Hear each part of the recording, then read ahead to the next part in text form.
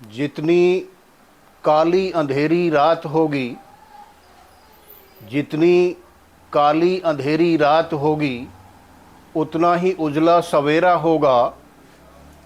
आज हार का हकदार है तू, आज हार का हकदार है तू, कल जीत का सेहरा भी तेरा ही होगा, जीत का सेहरा भी तेरा ही होगा।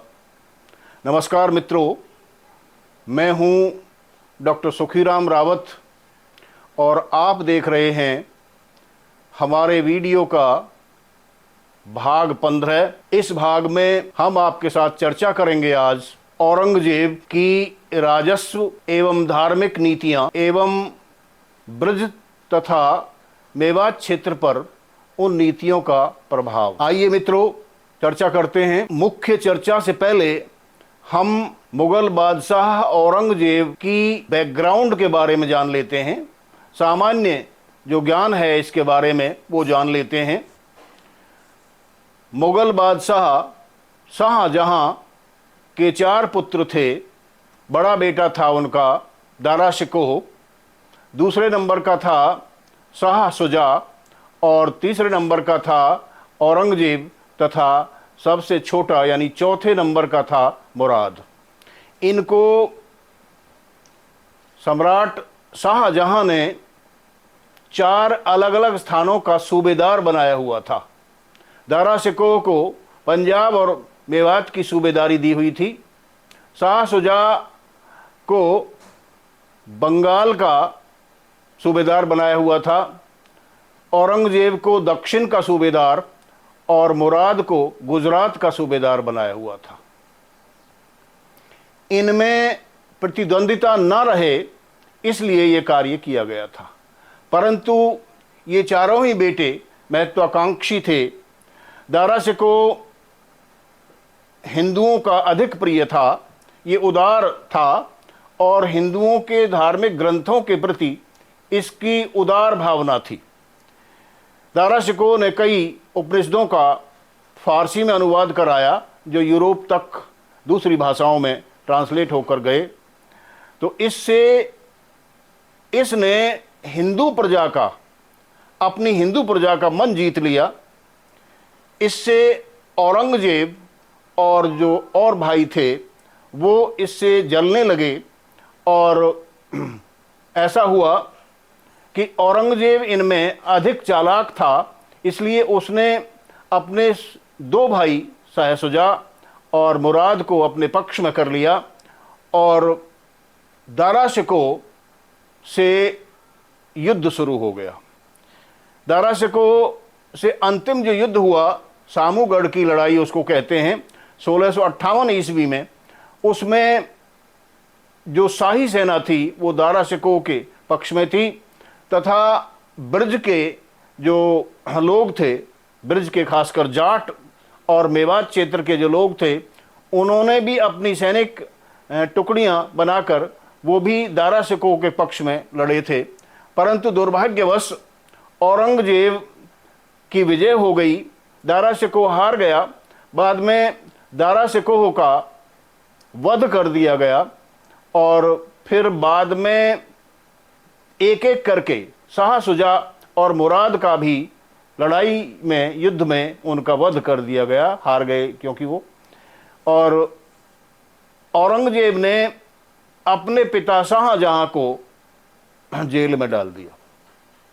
बाद में निष्कंटक राज्य का मालिक हो गया औरंगजेब और आगरे की गद्दी पर ताजपोशी औरंगजेब की हुई। इसके बाद अब औरंगजेब ने देखा कि उसका जो खजाना है वो खाली हो गया लड़ाई में, तो जाहिर है कि उसे रेवेन्यू चाहिए था, लगान चाहिए था। अतः उसने किसानों पर लगान बढ़ा दिया। ऐसा भरतपुर राज्य के जो इतिहासकार हैं, ठाकुर गंगा सिंह, ठाकुर देशराज और कालिका रंजन कानूनगो आदि कई इतिहासकारों का ये मानना है कि उसने ब्रज क्षेत्र के किसानों पर लगान बढ़ा दिया और लगान को उगाने का जो तरीका था वो भी, उसमें भी सख्ती बरतने लगा। इससे क्योंकि ये लोग स्वाभिमानी थे, ये नाराज हो गए और इसमें वीर गोकुला नाम का एक व्यक्ति हुआ जो पीछे जिसके पूर्वज सिंसनी गांव के रहने वाले थे, लेकिन फिर वो महावन में आ गए और महावन के बाद वो फरीदाबाद जिले के तिलपत गांव में भी इसने अपनी खेती कर ली थी। तो गोकुला के नेतृत्व में इन्होंने औरंगजेब का विरोध किया। उस समय मथुरा का सूबेदार फौजदार मुर्शिद अली कुली खां था। मुर्शिद कुली खां एक बहुत ही व्यसनी टाइप का व्यक्ति था। उसके बारे में ये बताया जाता है कि वह भेष बदलकर ब्राह्मणों का वेश धारण करके ये मथुरा में किसी मेले के समय आया करता था और जो भी हिंदुओं की युवतियां सुंदर होती उनका अपहरण करवा के ये ले जाया करता था। अपमानवश, लज्जावश ये लोग कुछ कहते नहीं थे, किसान लोग थे, पर कब तक कोई बात दबती। आखिर में गोकुला के नेतृत्व में इन्होंने विरोध करना शुरू कर दिया और ऐसा कहते हैं कि सहोर नाम की एक जगह थी, वहां पर लड़ाई होती है। पहले मुर्शिद कुली खां को मार दिया जाटों ने और फिर दूसरा जो फौजदार बनाया था, मथुरा का सूबेदार बनाया था, वो अब्दुल नवी था। अब्दुल नवी भी उतना वीर नहीं था, तो जाटों ने इकट्ठा होके सहोर नामक गांव के मैदान में एक लड़ाई हुई और उस लड़ाई में उस अब्दुल नवी प्रथम कहते हैं उसको, वो भी मार दिया गया। और फिर सादाबाद में जहां मुगलों की छावनियां थी उन छावनियों को लूट लिया। इससे जाटों का जोश और बढ़ गया, उसमें खुशी हुई और फिर इन्होंने लगान न देने का संकल्प ले लिया। यानी गोकुला ने मेवात में भी आकर और ब्रज में भी जगह जगह जाकर लोगों को ऐलान किया कि भाई लगान न दिया जाए, यदि लगान सही होगा तो ही देंगे और नाजायज लगान को नहीं दिया जाएगा। तो ये बात सम्राट औरंगजेब के पास पहुंची।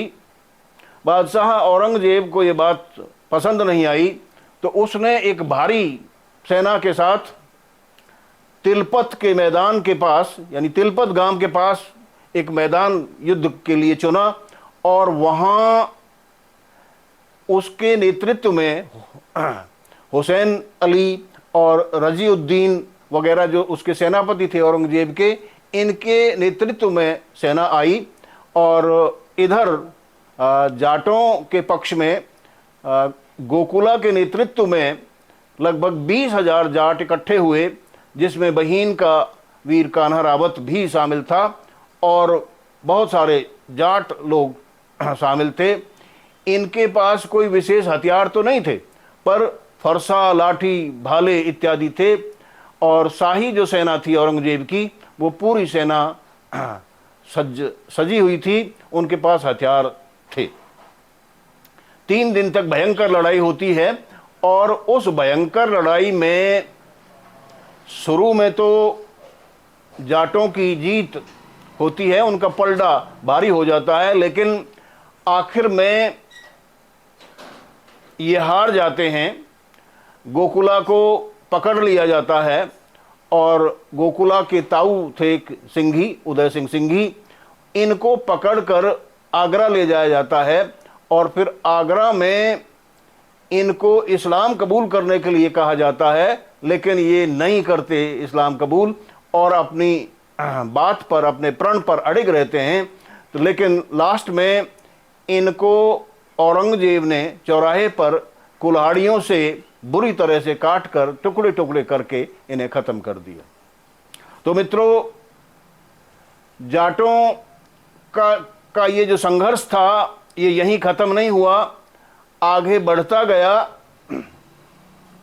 लेकिन औरंगजेब ने भी अपनी जो धर्मांधता थी वो और बढ़ा दी। इसने 1679 ईस्वी में जजिया टैक्स लगाया और तीर्थ कर लगाया, लेकिन फिर भी सख्ती इनमें बढ़ती गई। जजिया कर का मतलब है कि ऐसा कर, ऐसा टैक्स जो केवल हिंदुओं पर लगाया गया था और पूजा पाठ की एवज में लगाया गया था। इसके अलावा औरंगजेब ने, ऐसा विद्वान कहते हैं कि मथुरा के केशव देव राय मंदिर का ध्वंस कर दिया, काशी के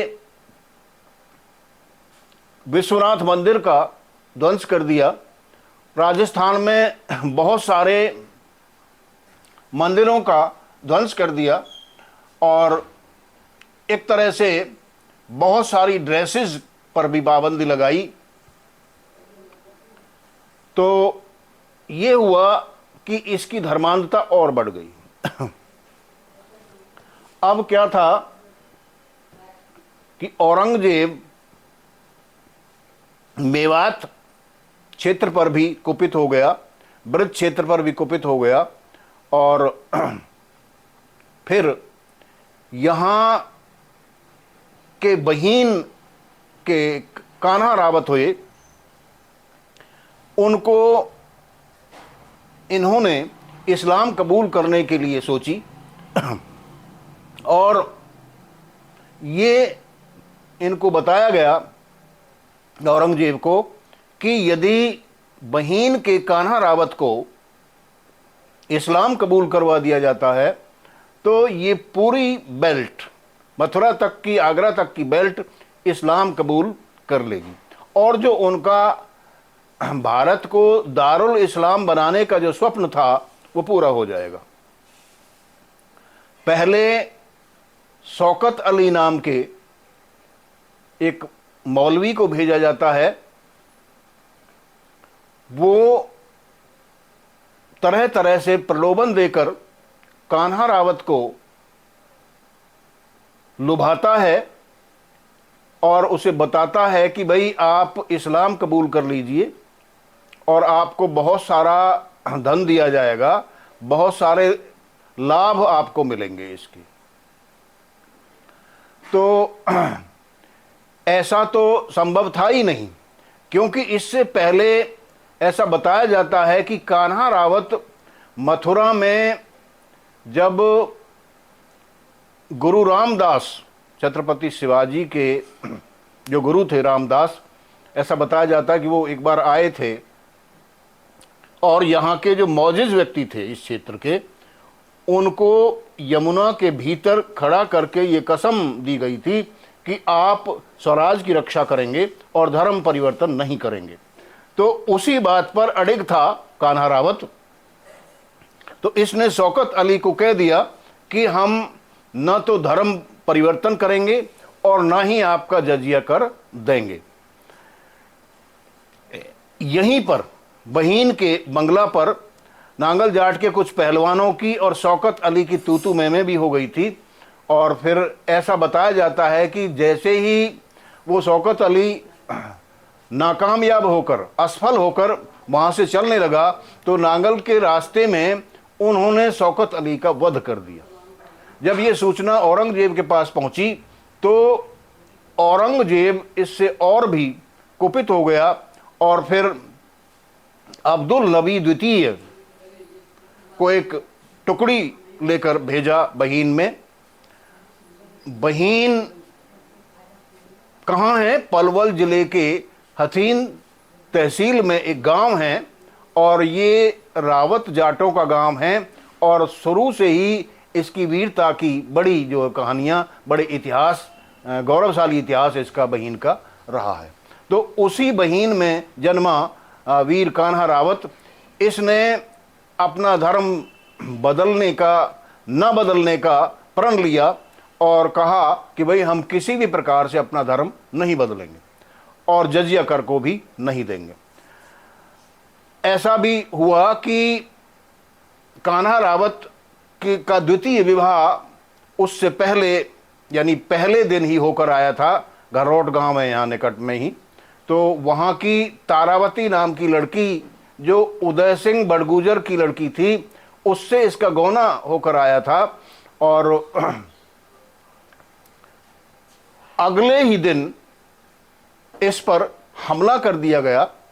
उस हमले में लगभग 2000 आदमी रावत लोग मारे गए और इसको अरेस्ट कर लिया गया, गिरफ्तार कर लिया गया कान्हा को, और इसे पकड़कर दिल्ली ले जाया गया। दिल्ली में अजमेरी गेट के पास एक गड्ढा खोदा गया। बार बार औरंगजेब ने उसको समझाया कि आपको हम घासेड़े का नवाब बना देंगे और बहुत सारे धन दौलत हम आपको देंगे, आप हमारा कहा मान लीजिए, हमारी बात मान लीजिए और धर्म परिवर्तन कर लीजिए। ये नहीं मानता है और इसे फिर यातनाएं दी जाती हैं। अजमेरी गेट के पास पहाड़ी धीरज में इसको एक गड्ढा खोदकर दबाया जाता है।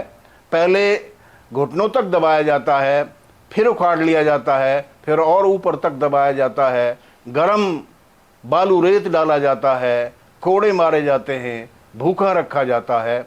और जब ये नहीं मानता है तो विक्रमी संवत 1738 चैत्र अमावस्या यानी 8 अप्रैल सन 1682 ईस्वी को बुधवार को पूर्वाह्न के समय यानी दोपहर से पहले इसको जिंदा ही जमीन में गाड़ दिया जाता है, इसका दफन कर दिया जाता है। और इस तरह से उस वीर ने अपने धर्म के ऊपर, अपने कृषक होने के नाते वो बात अपने धर्म की निभाई, हिंदू धर्म का प्रण पूरा किया और वो इस दुनिया से चला गया। इनके लिए ये बात फिट होती है किसी कवि की कि सूरा सो पहचानिए, सूरा सो पहचानिए, जो लड़े दीन के हित, पुरजा पुरजा कट मरे, कभी न छांडे खेत। इसके बाद परिणाम क्या हुआ इसकी शहादत का, वीर कान्हा रावत की शहादत का? औरंगजेब को 1682 ईस्वी में ये सूचना मिली कि विद्रोह हो गया है मेवात में भी और साउथ में भी। तो वह मेवात से साउथ में चला गया और छत्रपति शिवाजी के पुत्र संभाजी ने वहाँ विद्रोह कर रखा था। तो उसको दबाने के लिए औरंगजेब साउथ में चला गया और लगभग 25 वर्ष तक वहाँ रहा। इसके बाद यानी 1682 से और जब तक औरंगजेब की मृत्यु हुई 1707 तक, उस बीच में कोई कन्वर्जन नहीं हुआ, धर्म परिवर्तन नहीं हुआ। तो वीर कान्हा रावत का इतना योगदान है कि उनकी ही बदौलत ये पूरी बेल्ट हिंदू बनी रही, धर्म परिवर्तन नहीं हुआ। तो औरंगजेब की धर्मांधता, उनकी कट्टरता की वजह से ये सब कुछ हुआ। जाटों ने उनकी धर्मांधता का विरोध किया और बाद में औरंगजेब को मुंह की खानी पड़ी और साउथ में जाकर उनका देहांत हो गया, वो मर गए। 1707 में औरंगजेब की मृत्यु हो गई और इसमें कान्हा रावत का बहुत बड़ा योगदान है। और क्योंकि वो मेवात क्षेत्र का है और मेवात क्षेत्र में होने की वजह से और यमुना में खड़े होकर हिंदू धर्म की रक्षा करने के लिए, स्वराज की आन और बान और शान पर मरने मिटने के लिए उसने प्रण लिया था, इसलिए कान्हा रावत का बहुत बड़ा योगदान है। और ये पूरी बेल्ट, मथुरा तक की, आगरा तक की बेल्ट, वो सारी हिंदू बनी रही। तो मित्रों, आज के इस वीडियो में इतना ही। आपको ये वीडियो यदि अच्छा लगा हो और इसकी और ज़्यादा डिटेल आपको चाहिए तो हमारी पुस्तक है पलवल जिले के प्राचीन शहरों और गांवों का इतिहास। इस पुस्तक को आप ले सकते हैं। पलवल में ये पुस्तक आपको मिल जाएगी। यदि आप पलवल से बाहर के हैं तो ये पुस्तक आपके एड्रेस पर पहुंचा दी जाएगी। आपको ये वीडियो अच्छा लगा तो इसे सब्सक्राइब करिए, इसे लाइक करिए, कमेंट करिए, शेयर करिए और पिछले हमारे जितने भी वीडियोज़ हैं उनसे लिंक करने के लिए हमारे पीछे के वीडियोज़ को भी देखें। धन्यवाद, नमस्कार।